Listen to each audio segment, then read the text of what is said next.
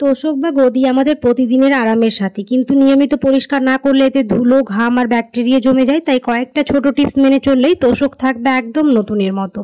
আসসালামু আলাইকুম, কেমন আছো তোমরা সবাই? আনিসা লাইফস্টাইল ব্লগে তোমাদের আরেকবার স্বাগত জানাই। কি করে তোশক সার্ফ বা জল ছাড়াই, ওয়াশিং মেশিন ছাড়াই পরিষ্কার করবে, আজকের ভিডিওতে টিপস সহ তোমাদের সাথে শেয়ার করব। তো অবশ্যই প্রথম থেকে শেষ পর্যন্ত ভিডিওটা দেখতে থাকো। যারা ভিডিওটা দেখা শুরু করেছো, ক্লিক করেছো, তারা অবশ্যই ভিডিওটা লাইক দিয়ে দেখা শুরু করতে পারো।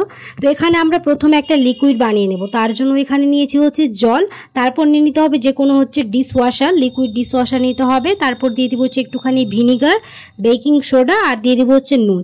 এতে করে কি হবে যে আমাদের তোশকের জীবাণু থাকে সেটা একদম জীবাণুমুক্ত হয়ে যাবে, পরিষ্কার পরিচ্ছন্ন থাকবে।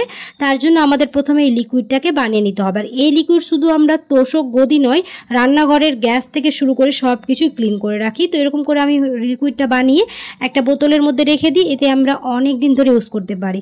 এবার আমাদের যেটা করতে হবে, বাটিতে একটা জল নিয়ে 1 কাপ জল নিয়েছি, দিয়ে দিব হচ্ছে 3টে ন্যাপথলিন। এবার এটাকে খুব ভালো করে মিশিয়ে নিয়ে অপেক্ষা করতে থাকবো ন্যাপথলিনটা যতক্ষণ না পর্যন্ত গলে যায়। যখন এটা খুব ভালোভাবে গলে যাবে তখন আমাদের এই জলটা একদম রেডি হয়ে যাবে। আর এই ন্যাপথলিনের জন্যই আমাদের তোশক বা গদি একেবারে জীবাণুমুক্ত থাকবে আর পরিষ্কার পরিচ্ছন্ন থাকবে। তো অবশ্যই মাসে অন্ততপক্ষে একবার হলেও তোমরা এই টিপসটা ব্যবহার করে দেখতে পারো। তোশক থাকবে একেবারে ঝকঝকে আর পরিষ্কার পরিচ্ছন্ন আর জীবাণুমুক্ত।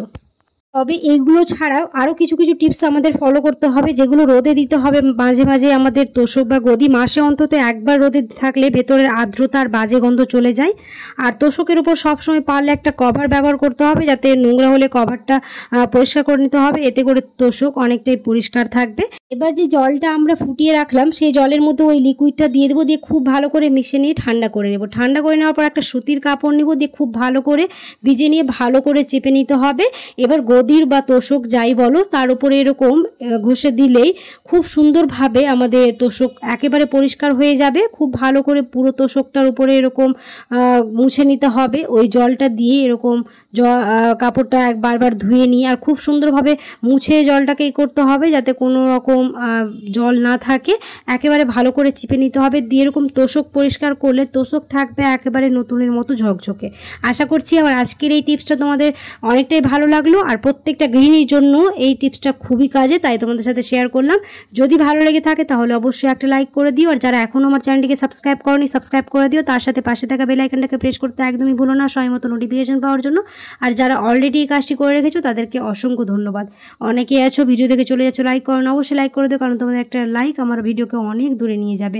আর আমার ভিডিওগুলো কেমন লাগছে তোমরা অবশ্যই কমেন্টে জানিও। আর আজকে টিপস যদি তোমাদের ভালো লেগেছে আর কারা কারা ফলো করো অবশ্যই আমাকে কমেন্টে জানাতে ভুলো না। এখানে আমার পুরো তোশকটাই খুব ভালোভাবে মোছা হয়ে গেছে। এবার একটুখানি উপরে উপরে যে ধুলোগুলো থাকলো সেইগুলো এরকম ঝেড়ে দিলে একেবারে নতুনের মতো হয়ে যায়। দেখা হবে খুব তাড়াতাড়ি পরে একটি নতুন টিপস ভিডিওতে। সবাই খুব ভালো থাকবে। আল্লাহ হাফেজ।